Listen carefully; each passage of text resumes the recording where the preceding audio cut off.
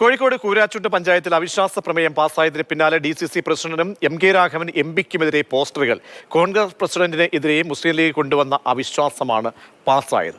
Rahul KV ഉണ്ട്. രാഹുൽ, വിശദാംശങ്ങൾ.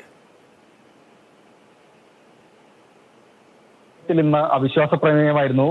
കോൺഗ്രസിന്റെ പഞ്ചായത്ത് പ്രസിഡന്റിനെതിരെ ഘടകകക്ഷിയായ മുസ്ലിം ലീഗാണ് പ്രമേയം കൊണ്ടുവന്നത്. ഇത് ഇടതുപക്ഷം പിന്തുണച്ചു, കോൺഗ്രസ് അംഗങ്ങൾ തന്നെ പിന്തുണച്ചു. അതിന്റെ അടിസ്ഥാനത്തിൽ കോൺഗ്രസിന് ഭരണം നഷ്ടമാവുകയാണ് ഉണ്ടായത്. അതായത് UDF ഭരിക്കുന്ന പഞ്ചായത്താണ്. ആദ്യ 4 വർഷം കോൺഗ്രസിനും പിന്നീടുള്ള 1 വർഷം മുസ്ലിം ലീഗിനും പ്രസിഡന്റ് സ്ഥാനം, അധ്യക്ഷ സ്ഥാനം പങ്കുവെക്കാം എന്ന ധാരണയാണ് മുൻപുണ്ടായിരുന്നത്. പക്ഷേ മുന്നണി ധാരണ പാലിക്കപ്പെട്ടില്ല. അവസാന 1 വർഷം മാറിക്കൊടുക്കുവാൻ കോൺഗ്രസിലെ തന്നെ പഞ്ചായത്ത് പ്രസിഡന്റായ പോളി കാരാക്കട തയ്യാറായില്ല. തുടർന്നാണ് ഈ വിധത്തിൽ അവിശ്വാസ പ്രമേയം കൊണ്ടുവന്നത്. അവിശ്വാസത്തെ പിന്തുണയ്ക്കണമെന്ന് കോൺഗ്രസിലെ അംഗങ്ങൾക്ക് DCC തന്നെ വിപ്പും നൽകിയിരുന്നു. അതിന്റെ അടിസ്ഥാനത്തിൽ 13 അംഗ പഞ്ചായത്തിൽ ഇന്ന് അവിശ്വാസം നടക്കുകയും 11 പേരും പ്രസിഡന്റിനെതിരായ അവിശ്വാസത്തിൽ വോട്ട് ചെയ്യുകയും ചെയ്തു. കോൺഗ്രസിന്റെ ഒരംഗത്തിന്റെ മാത്രം വോട്ട് അസാധുവാകുകയും ചെയ്തു. KV രാഹുലാണ് നൽകിയത്.